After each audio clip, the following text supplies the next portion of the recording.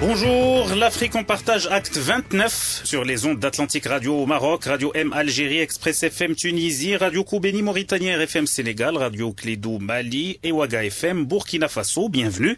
Aujourd'hui, nous allons parler des offres de formation supérieure dans les pays d'Afrique francophone.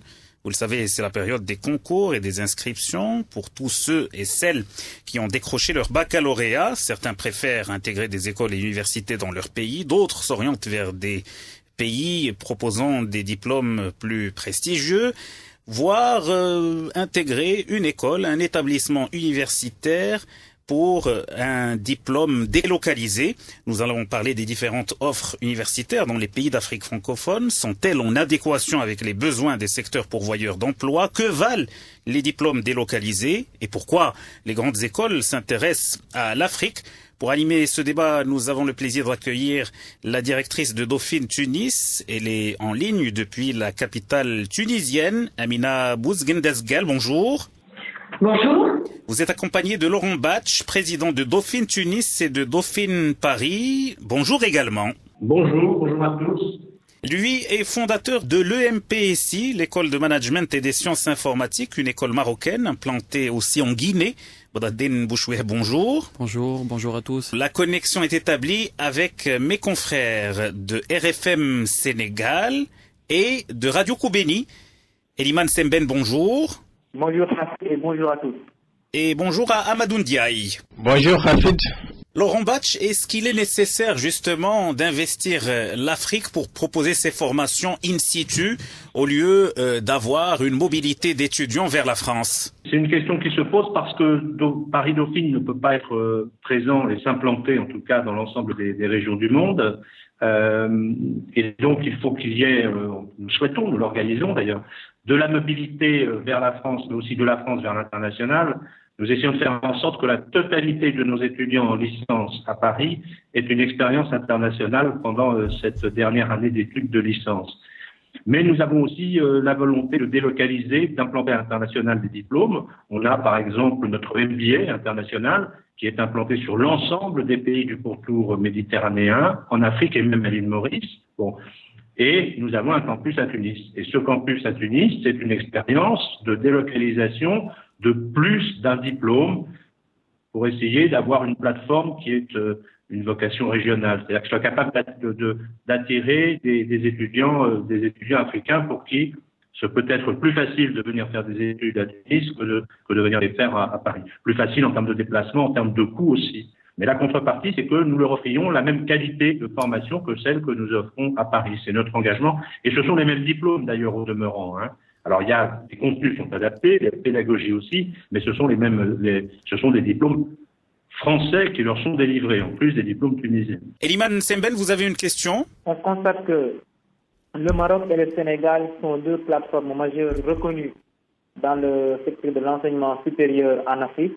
Pourquoi avoir choisi de s'implanter en Tunisie pour couvrir l'Afrique et pas au Sénégal et au Maroc? Pourquoi le choix de Tunis et pas le Sénégal et le Maroc pour Dauphine Paris? D'abord, la première élément de réponse, c'est que l'implantation en Tunisie, je le répète, a une vocation régionale. Bon. Deuxièmement, elle n'est pas exclusive d'activité, non seulement au Sénégal et au Maroc, mais aussi en Égypte, au Liban, et en Algérie, où nous déployons dans tous ces pays, je le répète, notre MBA international. Alors, le sujet en le voit bien, c'est est-ce qu'une institution francophone peut se désintéresser du développement de ce continent immense et prometteur qu'est l'Afrique? La réponse est bien évidemment non. Donc, alors pourquoi la Tunisie avant les autres? Vous savez, il y a aussi des questions d'opportunité, et il y a eu un moment où les frontières des activités pour démarrer, et ça s'est fait comme ça. Voilà. Mais la rationalité, peut-être, n'est pas toujours présente, mais il vaut mieux saisir les occasions quand elles se présentent que pour réfléchir pour ne rien faire ensuite. Dauphine à Tunis, tout comme Centrale à Casablanca. Bodaddine Bouchoueb, vous qui dirigez une école maroco-marocaine, que pensez-vous de ces grandes écoles françaises qui sont à l'assaut du continent africain? Écoutez, moi je trouve que c'est une très bonne initiative, c'est une très bonne idée. Donc si je reviens un tout petit peu sur mon parcours à moi, Moi, j'étais à la mission française ici au Maroc, donc il faut pas l'oublier. Donc c'est la mission française qui est venue s'installer au Maroc et qui a permis à moi, à mon frère, à ma sœur, de pouvoir en fait avoir des diplômes français sans avoir un bac français tout en étant au Maroc. Ensuite, j'ai eu la chance en fait de pouvoir continuer mes études en France pour avoir un diplôme français. Donc, je pense que c'est une très très bonne initiative et le fait de s'implanter au Maroc, ça permet à certains étudiants et en Afrique d'ailleurs, ça permet à certains étudiants en fait de pouvoir en fait avoir la même qualité d'enseignement, le même diplôme, sans pour autant avoir les inconvénients en fait du déplacement, d'être loin de sa famille, etc. Donc moi je trouve que c'est une très très bonne initiative en fait. Amadou, vous avez une question? Ma question que je vais poser actuellement, c'est par rapport à l'arrivée de ces écoles françaises qui viennent sur le continent. Comme on dit, l'Afrique, c'est l'avenir du monde. Donc ces écoles qui viennent en Afrique, c'est une opportunité pour les Africains sur place qui n'arrivent pas à avoir les moyens ou bien les visas pour aller en France ou bien pour aller ailleurs pour étudier. Donc l'arrivée de ces écoles doit être une opportunité à saisir pour les Africains, d'avoir les mêmes diplômes comme disait l'invité, d'avoir les mêmes qualités d'enseignement comme disait notre invité. Donc moi ce que je voudrais, est-ce que ces écoles qui sont sur le continent sont accessibles à tous et c'est pas une partie seulement des citoyens qui profitent à ces écoles? Bon, je vais pas parler de centrale parce qu'on sait pas comment ça va se passer. Je pense que ça va être un peu difficile, mais bon, honnêtement, il y a beaucoup de diplômes délocalisés au Maroc, notamment d'universités françaises ou d'écoles supérieures privées françaises, et elles ont un tarif qui est à peu près le même que les écoles supérieures au Maroc. Donc ça, c'est aux alentours de 50 000 dirhams par l'année. Donc est-ce qu'elle est accessible pour tout le monde? C'est accessible pour des personnes qui ont les moyens. Et comme ce sont des diplômes délocalisés qui peuvent être en formation continue, c'est-à-dire en cours du soir, en cours de week-end, beaucoup d'étudiants peuvent y accéder parce que beaucoup d'étudiants travaillent en parallèle dans des centres d'appel notamment ou dans des métiers d'offshoring qui les payent à 3500, 4500 dirhams par mois, et ça permet à ces étudiants de pouvoir accéder à ce type de diplôme délocalisé. Et donc oui, la formule actuelle permet aux étudiants en fait marocains, même ceux qui n'ont pas les moyens, de pouvoir payer eux-mêmes leurs études. Et donc je pense que c'est assez accessible à ce niveau-là. Et il y a des tests. Bon, pour la plupart des écoles comme la nôtre, on fait des tests, mais c'est des tests de niveau, de motivation surtout. Donc je pense pas qu'il y a un vrai problème d'accessibilité pour les étudiants marocains ou africains. On aimerait reprendre un peu quant à la sélection et l'élite. Notre élite est sélectionnée sur le mérite. En revanche, nous essayons de trouver par rapport à la capacité financière de ces étudiants d'accéder à des études à Dauphine, les moyens de financer leurs études. Ce n'est pas du tout le critère de sélection. Ce que je veux dire par là, c'est que Dauphine, en fait, à Paris, c'est public, à Tunis, c'est privé, mais ce n'est pas en fait le côté financier qui va permettre à un étudiant de venir à Dauphine. Hein. C'est vraiment ses compétences et puis le dossier qui lui permet d'accéder. Les finances viennent après. S'il est capable de payer, il paye. Autrement, il y a d'autres possibilités de financement. On remarque aussi qu'il y a une vraie bataille que se livrent les réseaux des universités internationales sur le continent africain. Quand ces universités ne s'implantent pas dans un pays, elles établissent au minimum un partenariat avec un acteur local de la formation supérieure. Alors, quelle place occupent les écoles et instituts locaux de formation, c'est-à-dire ceux des pays du Sud, face aux poids lourds internationaux de la formation supérieure? Écoutez, moi je trouve qu'il y a de la place pour tout le monde. Donc j'ai quand même quelques 2-3 ans d'expérience et j'ai remarqué qu'il y avait que l'Afrique est un vrai marché et l'Afrique est très le continent africain est très demandeur en termes de qualité de formation et de formation professionnelle surtout.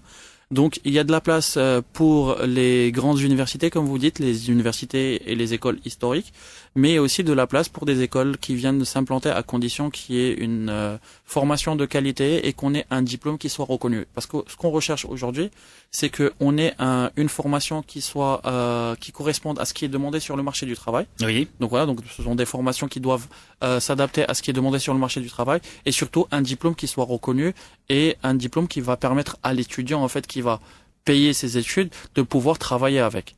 Donc à partir du moment où on est capable de proposer cela à un étudiant, donc on devient une école compétitive. Donc même si on est une toute petite école, donc après c'est question de réseau, question de relations et question de corps professoral, parce qu'aujourd'hui ce qui compte pour une école, c'est d'avoir de très bons professeurs et un bon programme pédagogique. Eliman Semben.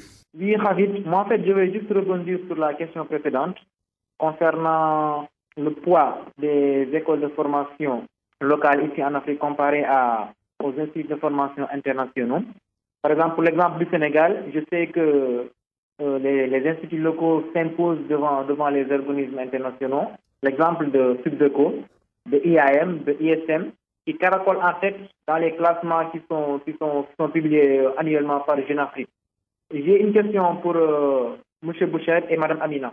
Est-ce qu'aujourd'hui, ils pensent que les écoles supérieures européennes, américaines, etc., parviennent à s'imposer en Afrique? Parce qu'on constate que dans les classements internationaux, souvent ce sont des instituts locaux qui trônent dans le pays respectif. Écoutez, moi je vais parler un tout petit peu de la Guinée. Aujourd'hui, le fait de signer un partenariat avec la Guinée, en délocalisant des diplômes français et européens, ça a permis, en fait on a trouvé, ça a fait un très bel écho. Et les personnes sont très intéressées. Aujourd'hui, on a plus de 200 ou 300 personnes qui sont intéressées pour la rentrée en octobre.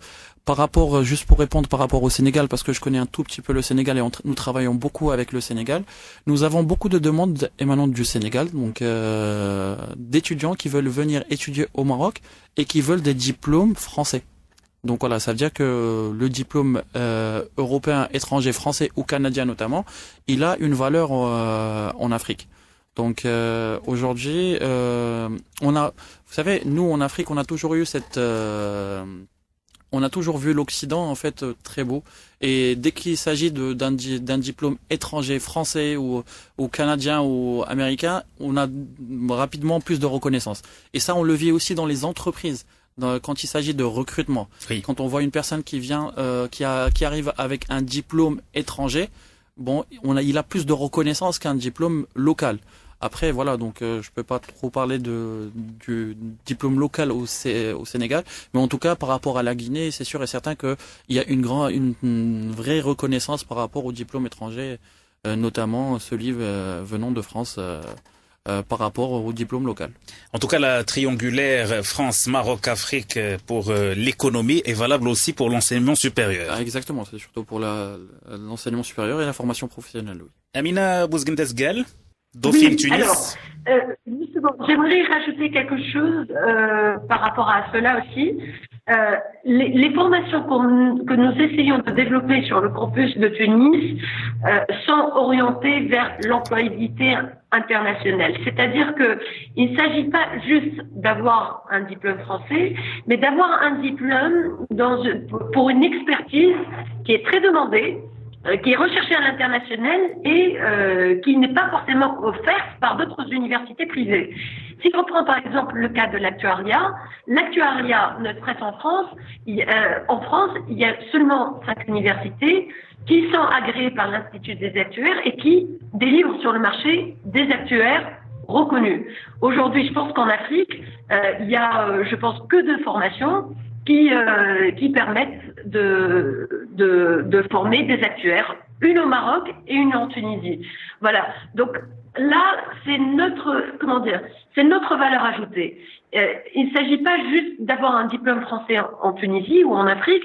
Il s'agit aussi d'importer sur le continent des formations à forte valeur ajoutée et à fort potentiel d'employabilité à l'international. L'autre domaine sur lequel nous travaillons aussi, c'est tout ce qui est développement des formations en Big Data. Aujourd'hui, on parle beaucoup de Big Data. Quand on parle de l'actuariat, certains disent que c'est le métier le mieux rémunéré dans le monde. Quand on parle du Big Data, certains disent que c'est le métier le plus recherché dans le monde. Voilà. Je pense que plus qu'un diplôme français, c'est une formation qui est très recherchée, qui va mettre en valeur les étudiants africains à l'échelle internationale. Badreddine Bouchouiheb voudrait rebondir par rapport à ce que vous venez de dire. Non, je voudrais juste rajouter un petit point en fait qui est important parce que là on parle de diplôme, donc on parle de l'aspect carton. Donc, ce qui est important en fait dans les diplômes délocalisés, notamment français, c'est qu'on délocalise pas le diplôme, on délocalise la pédagogie. La formation. Donc, c'est surtout la formation, c'est ce que le plus qu'on va pouvoir apporter. Et donc, aujourd'hui, quand on délocalise un certain nombre de diplômes qui ont réussi, en fait, qui fonctionnent très très bien en Europe et en Amérique, c'est qu'on délocalise avec une pédagogie, une manière d'enseigner, et surtout, comme a dit Madame Bouzguenda, c'est une expertise, et surtout ce qui est important pour les personnes qui vont subir ça ou qui vont suivre ces formations, c'est qu'ils vont pouvoir être formés à être des cadres, à être des leaders, parce que bon, j'ai fait une petite étude en Afrique, on a beaucoup moins d'écoles qui forment aujourd'hui des cadres ou des leaders, on forme beaucoup plus des techniciens ou des exécutants et non des leaders. Donc voilà, donc c'est toute une pédagogie, toute une formation pédagogique qu'on délocalise, et non pas seulement juste le fait d'avoir le diplôme français ou européen. Quid du problème de la maîtrise des langues en Afrique, Amina Bouzguenda-Ghel, c'est une problématique à laquelle vous êtes confronté en Tunisie?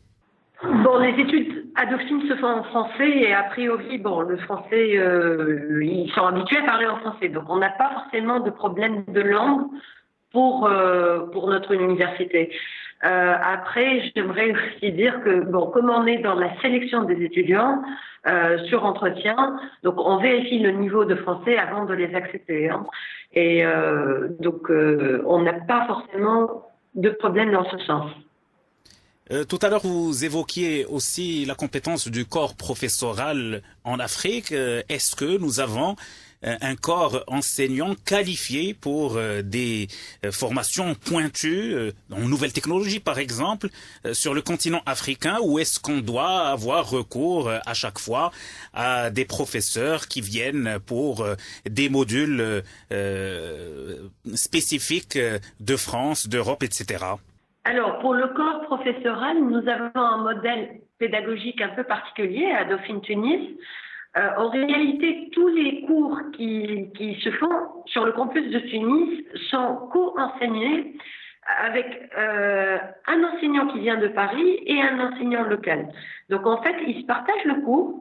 Il y a une certaine coordination en amont qui se fait, et après, il y a un partage de cours. Donc, la particularité qui plaît à nos étudiants, c'est qu'ils ont accès aux enseignants ou les chargés de cours principaux de Paris, mais en même temps, ils sont encadrés par des enseignants locaux qui sont en contact permanent avec le corps professoral parisien. Et je pense que ça fait une originalité qui plaît beaucoup. Aujourd'hui, en fait, il y a aussi, grâce à cette méthode, un transfert de compétences, parce qu'un enseignant tunisien qui a co-enseigné avec un enseignant de l'université Paris-Dauphine à Paris est capable de refaire tout le cours tout seul si on le lui demande. Et les nouvelles technologies aidant, effectivement, ce sont de nouveaux schémas de l'enseignement supérieur en Afrique, et apparemment, Badreddine Bouchouiheb acquiesce. Oui, bien sûr. Moi, je vais juste revenir par rapport aux compétences des professeurs. Donc, moi, je vais parler un peu de l'EMPSI. Au sein de l'EMPSI, on a une quarantaine à peu près de professeurs, donc entre les professeurs qui sont titulaires et vacataires.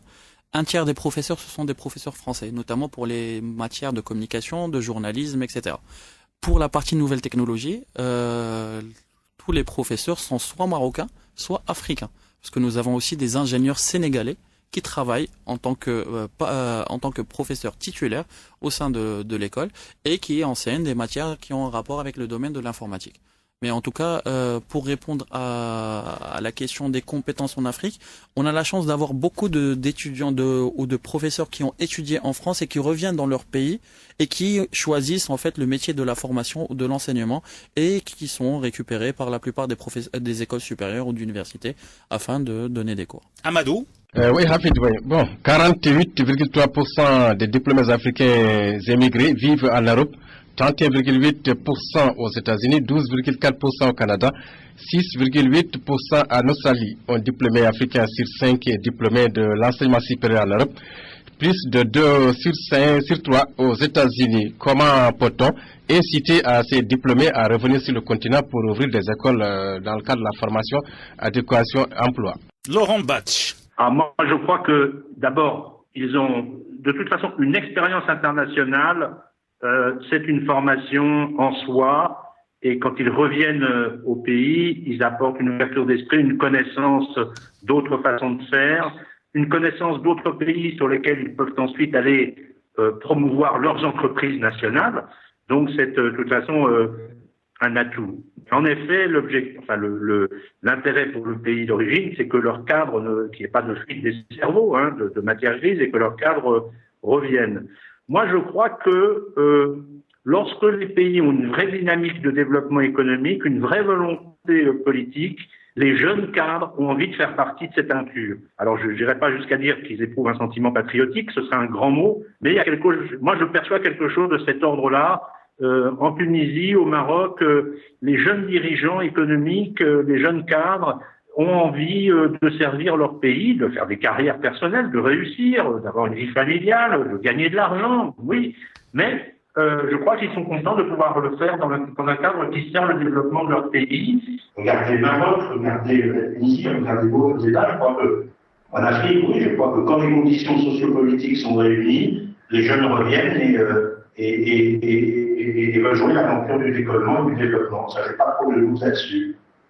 Une pause s'impose, Youssou N'Dour chante Tous les enfants à l'école. Depuis bientôt longtemps, les hommes sur la terre ne s'unissent vraiment que pour faire la guerre. L'espoir est dans l'enfant qui sauve la lumière du ciel en chantant. Tous les enfants ont mérité la connaissance, la joie et la santé. Tous en naissant devraient gagner le droit à l'amour et la vérité.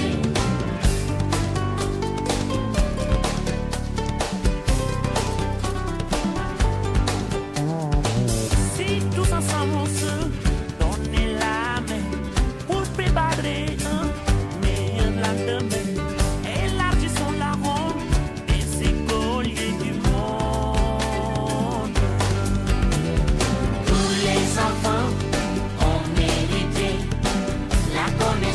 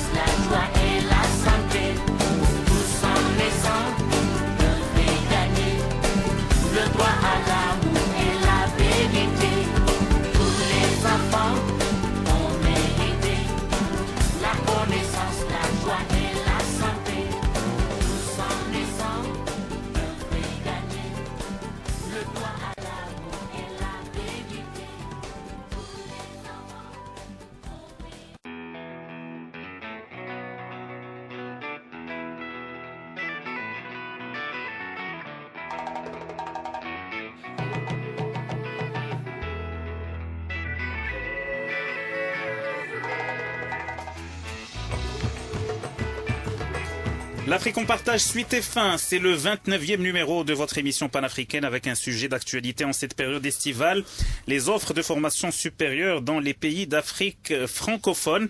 Participent à l'émission aujourd'hui Amadou Ndiaye pour Radio Koubeni Mauritanie et Eliman Semben pour RFM Sénégal.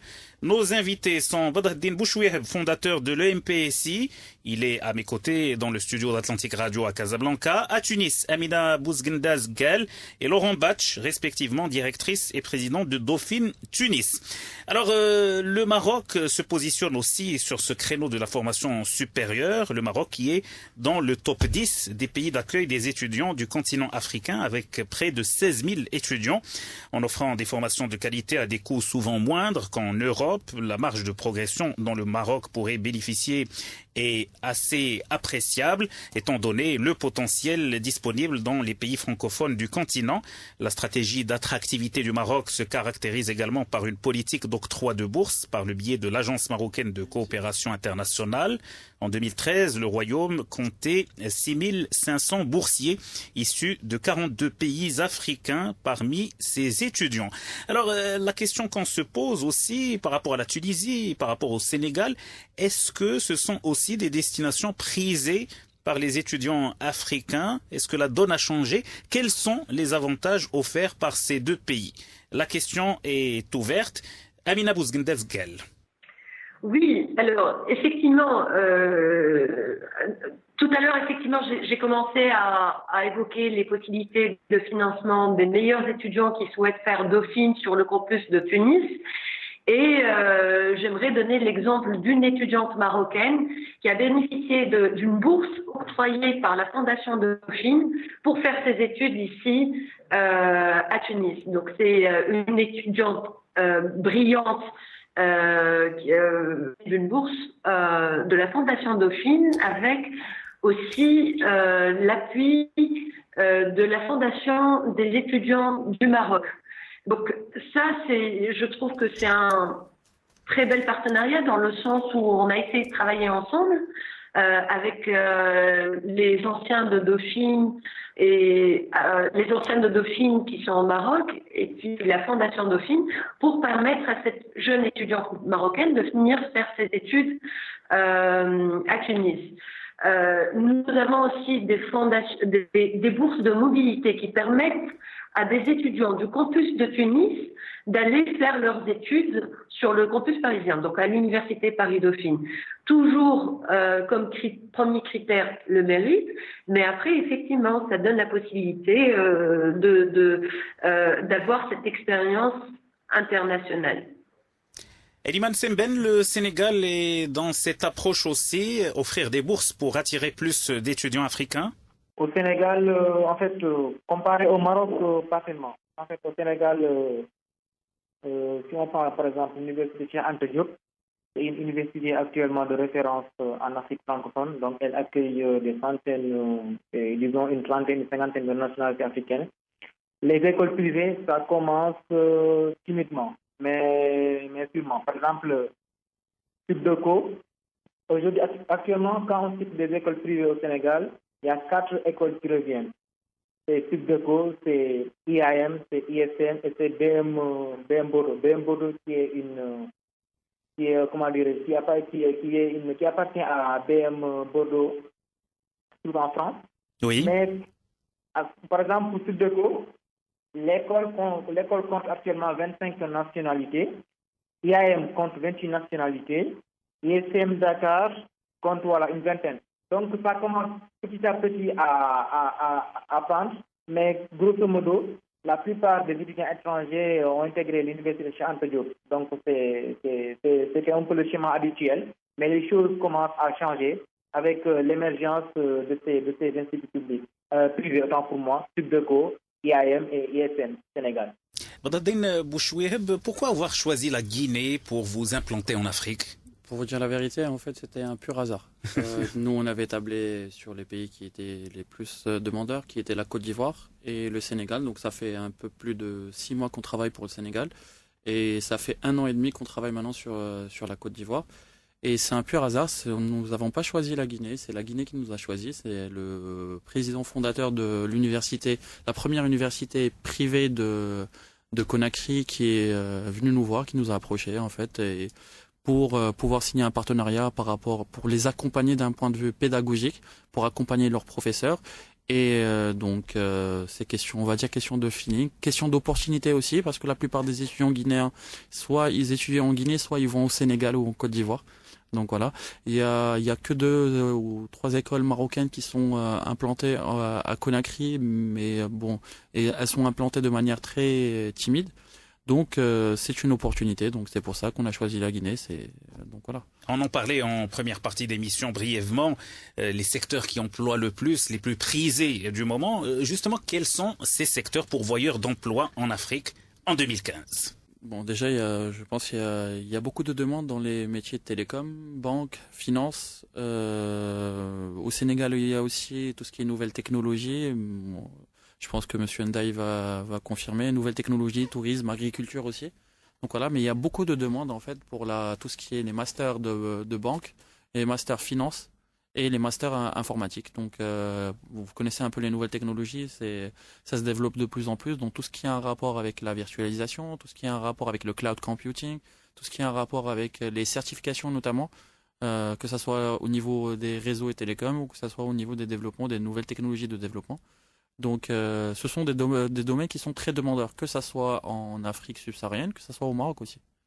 Laurent Batch, vous qui observez ce domaine de l'enseignement supérieur au Maroc depuis des années, est-ce qu'on peut aujourd'hui parler de pôles d'excellence et de spécialisation pour certains pays comme la Tunisie, le Maroc, le Sénégal?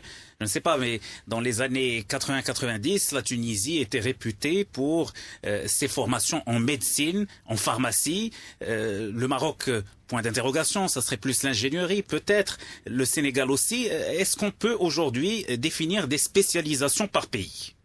Moi, je n'irai pas jusque-là. Hein. Il y a des traditions, il y a des points forts, mais indéniablement, oui, les écoles d'ingénieurs sont fortes en Tunisie, mais bon, il ne semble pas que ce soit une ligne de développement bien significative. Je crois en revanche qu'il y a des stratégies de pays. Le Maroc a une stratégie africaine très offensive, c'est sûr. La Tunisie a connu une transition démocratique assez remarquable, même si un certain nombre d'acteurs essayent de la déstabiliser, mais ça ne durera pas. C'est aussi à elle d'avoir une stratégie pays offensive. Le marché est plus petit, le pays est plus petit, mais Singapour n'est pas non plus très gros et a su devenir un hub en Asie. Donc c'est à chaque nation, et c'est évidemment pas moi qui vais leur dire ce qu'il faut faire, j'en serais bien incapable et c'est pas mon rôle, mais c'est évidemment à chaque pays d'avoir une stratégie globale, offensive et de développement. Alors on peut toujours dire je m'appuie sur mes points forts, on peut aussi dire je vais compenser mes points faibles, ça c'est à chaque pays de voir ce qu'il peut faire. Je voudrais insister, j'étais absolument d'accord avec l'interlocuteur précédent sur l'évolution des emplois. Je voudrais insister que les besoins des entreprises du continent, ce n'est pas seulement des cadres supérieurs, et j'ai peut-être là à dire puisque Dauphine est sur ce créneau, mais ce ne sont pas seulement les cadres supérieurs au niveau master, c'est aussi de gros besoins de ce qu'on pourrait appeler le middle management, de professions intermédiaires, de cadres intermédiaires très techniquement très bons.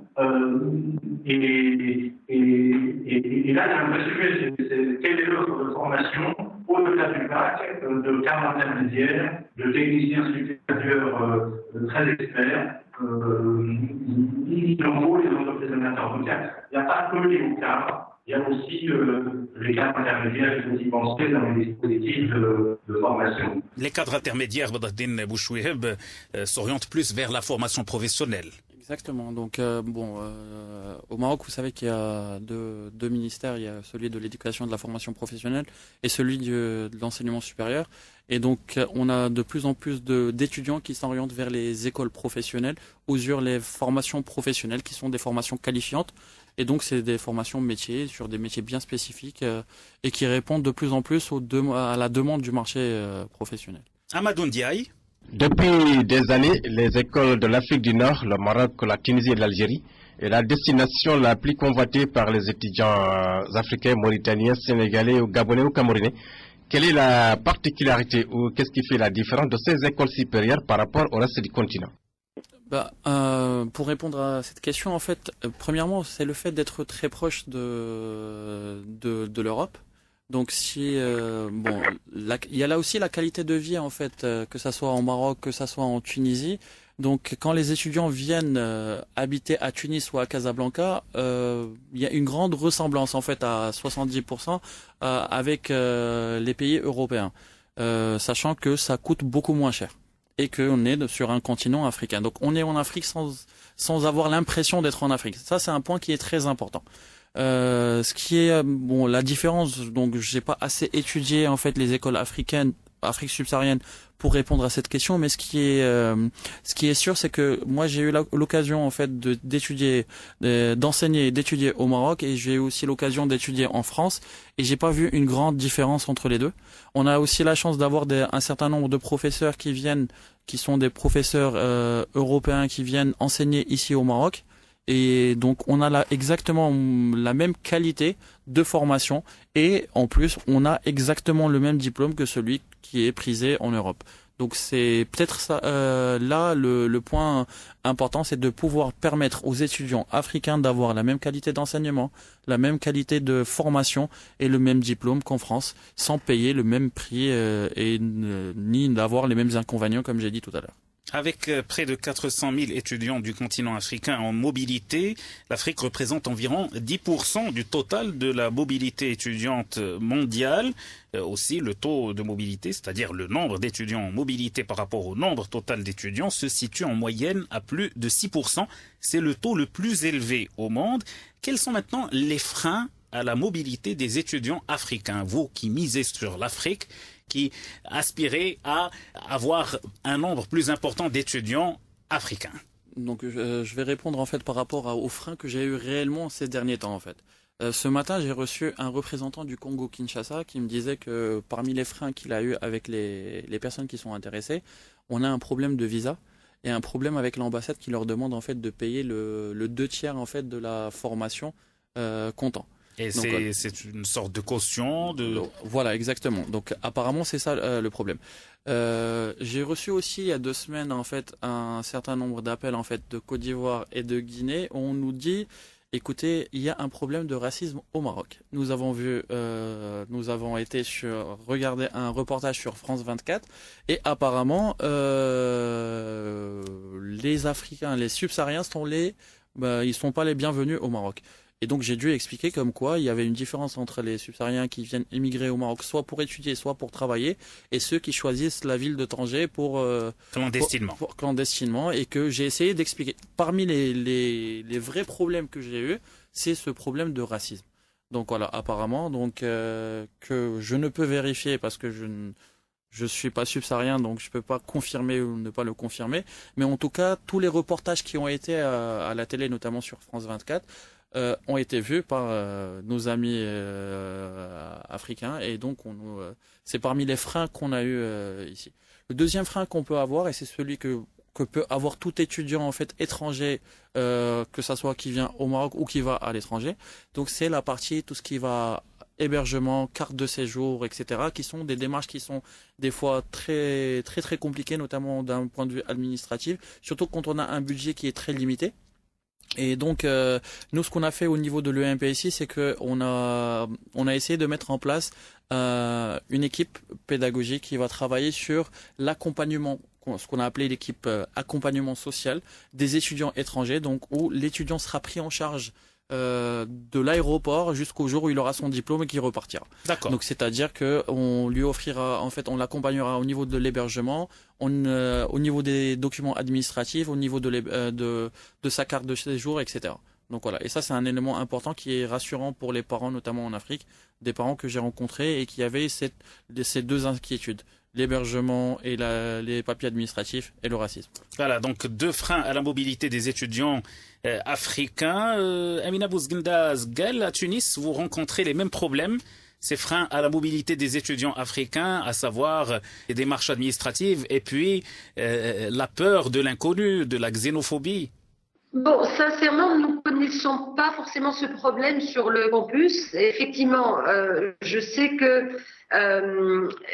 il y a beaucoup d'étudiants africains qui viennent en Tunisie, mais alors en proportion, ils sont pas très nombreux sur Dauphine. Et ceux qui sont là à Dauphine, on essaye de les encadrer pour qu'ils puissent assurer une bonne installation à Tunis.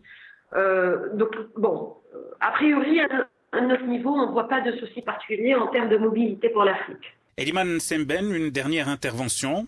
Voilà, moi je voudrais juste aborder l'aspect entrepreneurial. On considère actuellement que l'entrepreneuriat est considéré comme le vecteur du développement en Afrique. Et c'est un domaine qui attire de plus en plus les jeunes africains. Est-ce que les écoles de formation intègrent des modules ayant trait à l'entrepreneuriat dans leur offre de formation? Badardine Bouchouihab, fondateur de l'EMPSI. Nous avons carrément un master entrepreneuriat en fait. Il y a un master européen en fait entrepreneuriat et donc il y a un certain nombre d'étudiants qui s'y inscrivent. Donc oui, bien sûr. Et en plus de ça, il y a d'autres modules qui accompagnent en fait l'entrepreneuriat, qui sont tout ce qui est en rapport avec la gestion des équipes, la gestion des projets, etc. Donc tous les modules qui permettent de former en fait une personne pour qu'elle puisse devenir un manager ou un leader ou un entrepreneur. Votre mot de la fin, Badardine Bouchouihab. Moi, je voudrais remercier en fait tout d'abord Hafid El Jaïb pour votre invitation ainsi qu'Atlantic Radio. Je remercie tous les collègues qui ont intervenu et écoutez, espérons que ça va s'améliorer de plus en plus. Notre continent a besoin de nous, a besoin de jeunes qui sont bien formés, qui soient bien formés. Et donc notre travail, c'est de les former pour qu'ils puissent aider notre continent à se développer de plus en plus. Voilà, c'est merci. Un beau message de fin. Amadou, le mot de la fin. Oui, le mot de la fin, c'est remercier nos invités et remercier toutes les radios qui ont participé à cette émission de l'Afrique en partage.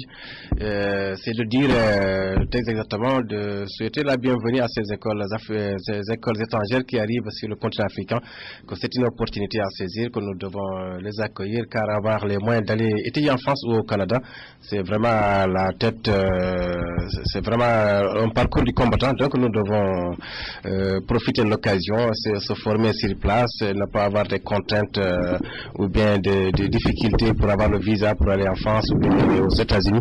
Donc c'est une opportunité, nous les encourageons. Il faut que les programmes aussi puissent être à l'adéquation avec le problème du travail qui est sur place. Si vous formez quelqu'un pour être ingénieur ou bien un professeur en sociologie, sur place, il n'y a pas des opportunités de travail.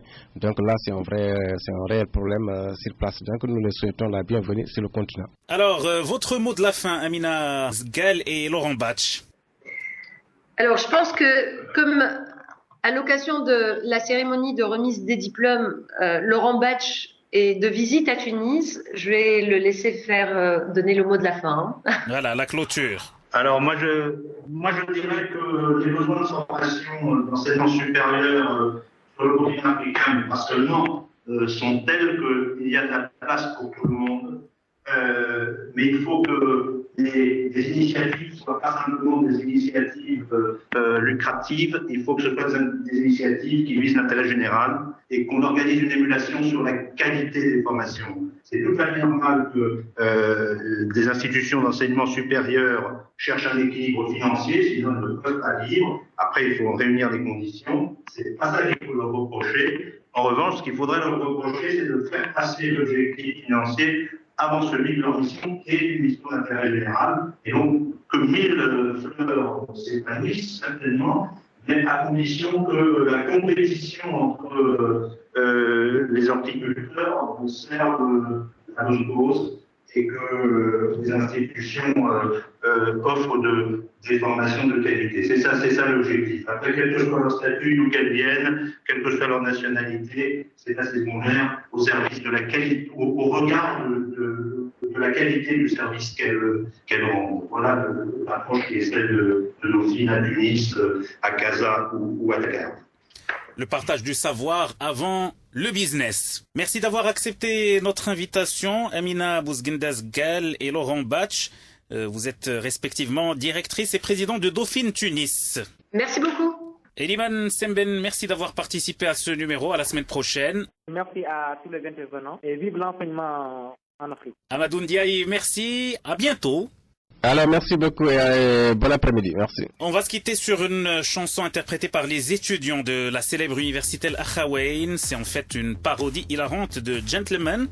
Et puis, ce sont des paroles très ironiques qui ne reflètent en rien la réalité de l'université d'Ifan. Merci d'avoir suivi l'Afrique en partage. À la semaine prochaine. في الجامعة ديالي فلوس طايحة غير في الزنقة في الجامعة ديالي بوربوار ديما غير بالزرقاء في الجامعة ديالي كلشي سايق مرسيدسات في الجامعة ديالي قصاقصة خسارة مع السطات القراية حيدة عليا ضامنين ديبلوم بلا خدمة بلا ما تعدوا بحيدة عليا عمرنا ما درنا شي حاجة جديدة حيدة عليا ناس راه داروا لي توبوغون en Allemagne حيدة عليا Damn guys, this is so ironic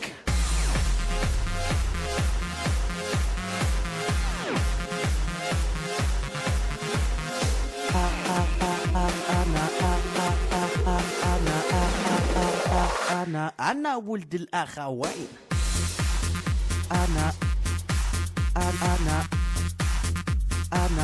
ولد الأخوين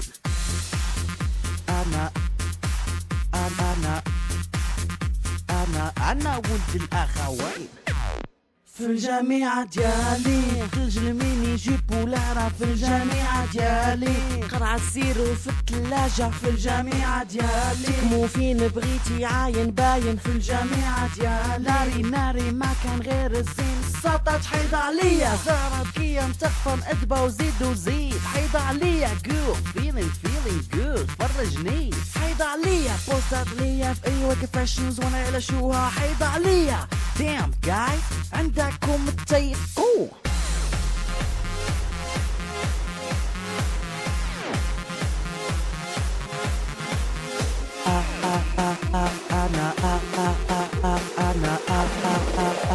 أنا بنت الأخوين أنا ولد الأخوين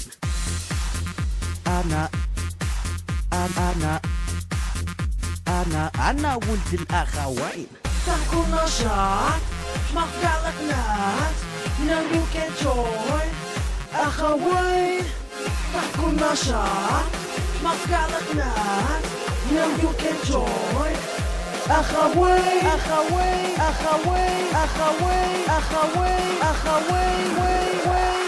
أنا ولد الأخوين أنا ولد الأخوين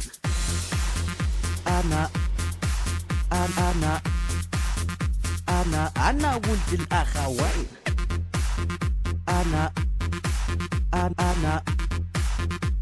أنا ولد الأخوين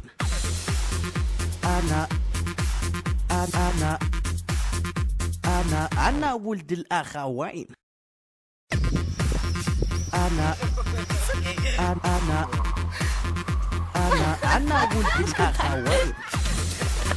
أنا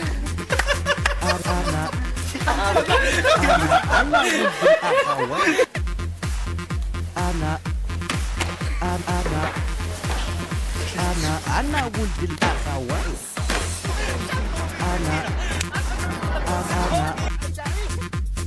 أنا ولد الأخوين أنا ولد الأخوين أنا ولد الأخوين أنا ولد الأخوين